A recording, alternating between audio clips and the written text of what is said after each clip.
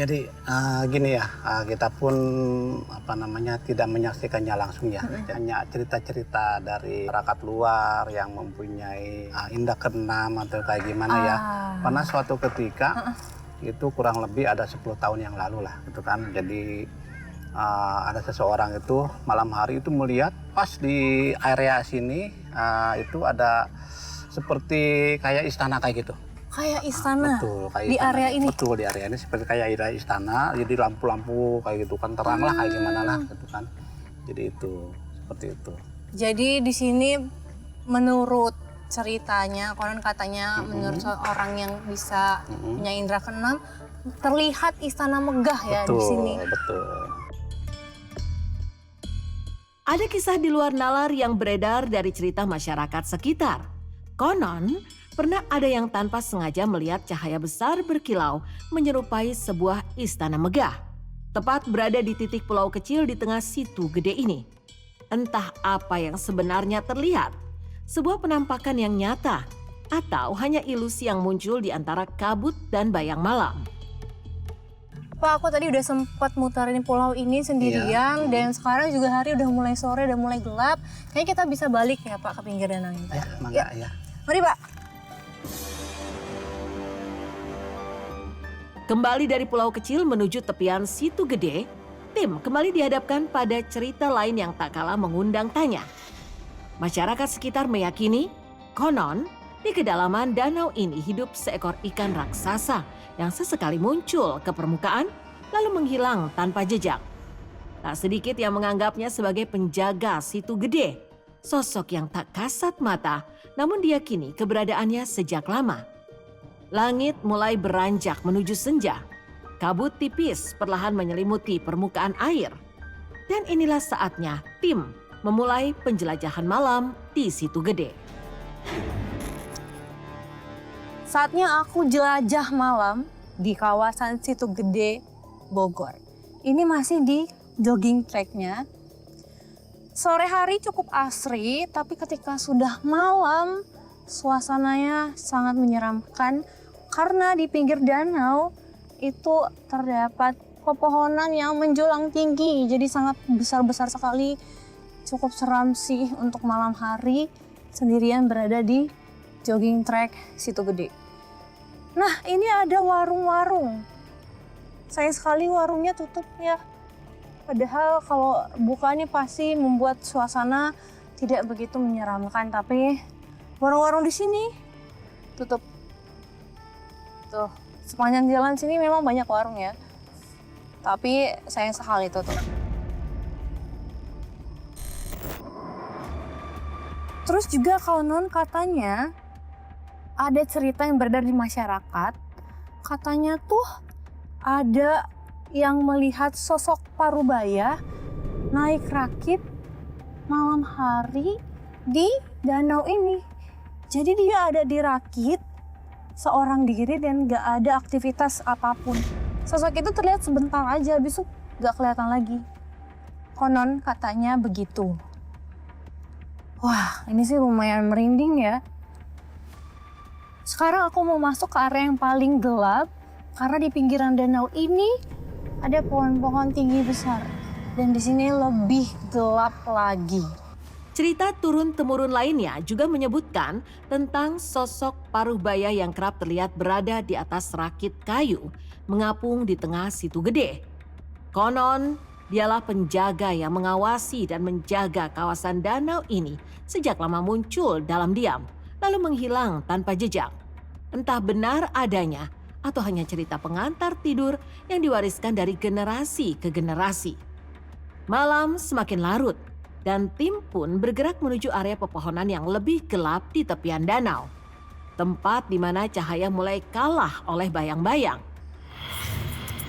Lumayan licin ya karena udah nggak ada semen lagi, udah full tanah di sini dan juga banyak dedaunan jatuh.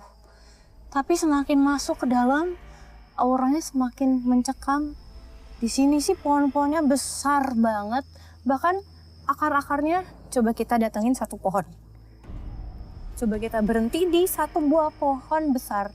Nih, akarnya itu udah kayak bisa dibangun sesuatu terus bisa berteduh nih di sini kalau dibangun. Tuh. Bahkan bisa nih di sini sembunyi. Aku di sini tanpa senter, tanpa pencahayaan sendirian tuh orang nggak akan tahu kalau ada orang di sini.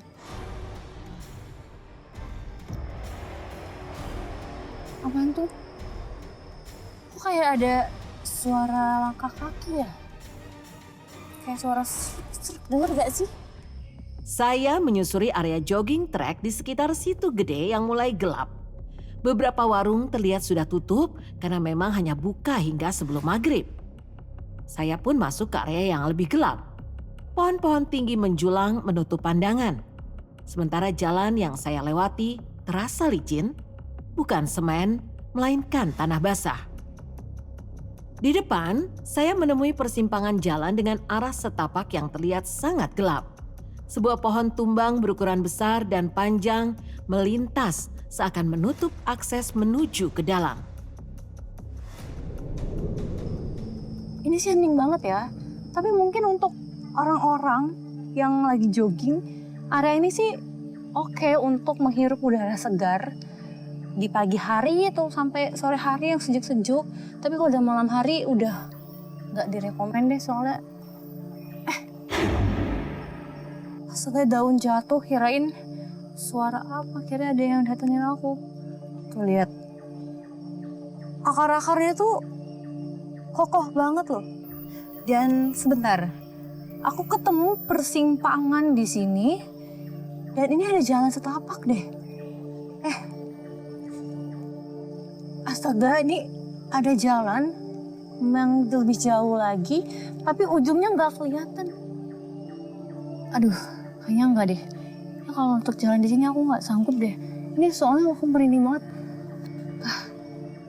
Kayaknya aku harus balik ke sana karena untuk menjelajah yang ini, feeling aku nggak enak. Gita tidak memilih jalan setapak ke arah itu karena perasaannya yang semakin tak enak. Suasana di sekitar terasa berubah lebih hening, lebih dingin, seakan ada sesuatu yang mengawasi dari balik rimbunnya pepohonan. Ia pun memutuskan untuk berbalik arah, menjauhi jalur gelap tersebut dan memilih mencari jalan lain yang lebih terang di sekitar Situ Gede. Meski rasa penasaran masih mengikuti di setiap langkahnya. Di sini, apa tuh? Astaga, ada pohon tumbang. Sayang sekali. Pohonnya gede banget loh ini. Tuh, coba kita jalan. Kita coba jalan juga nih, belum ketemu ujungnya. Mana ujung pohonnya? Astaga, besar banget. Dan ini kayaknya udah lama deh. Dilihat dari udah tumbuh-tumbuh jamur nih. Di batang pohonnya udah tumbuh jamur, udah lapuk juga. Sayang banget sih, pohon yang besar ini harus tumbang. Kayaknya ini nih, kayaknya dulu tumbuhnya di sini nih pohonnya nih. Tuh, patahannya kelihatan. Kelihatan ini patahannya dan dia jatuh ke arah sana. Di jalan setapak yang ujungnya tuh nggak kelihatan. Dan ternyata ujung pohon ini tuh kembali lagi ke jogging track awal. Wah, luas juga ya pinggiran danau ini ternyata dan cukup mencekam. Host pun telah menuju dermaga rakit menutup jelajah malamnya di area yang lebih terang. Di tepian Situ Gede setelah meninggalkan jalur gelap yang sedari tadi mengusik perasaan. Aku sekarang udah ada di dermaga yang terbuat dari rakit.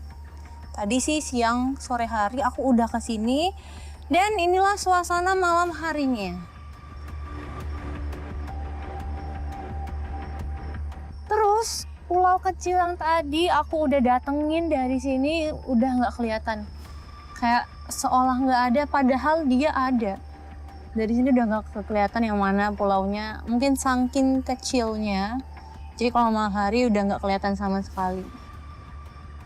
Ya, di kawasan ini ya dimanapun lah ya kita berada, pasti ada entitas energi yang berbeda. Maka sebaiknya kita kalau ke tempat yang baru dimanapun itu, sebaiknya kita tetap untuk menjaga kesopanan, menjaga perilaku kita supaya tidak berbuat yang sembarang dan berbuat yang tidak sopan.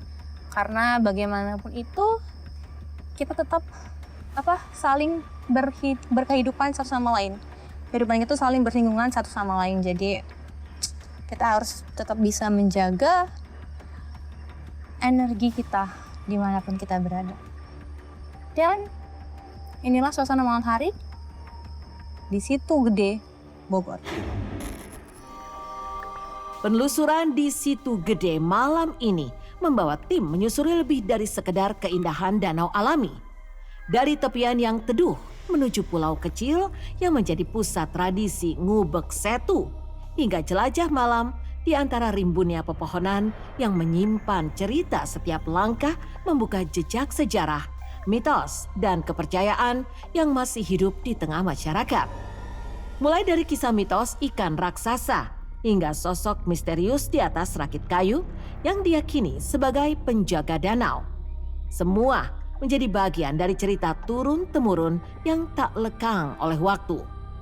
Benar atau tidaknya, Situ Gede bukan hanya tentang apa yang terlihat di permukaan, tetapi juga tentang apa yang diyakini, dirasakan, dan terus diwariskan dari generasi ke generasi.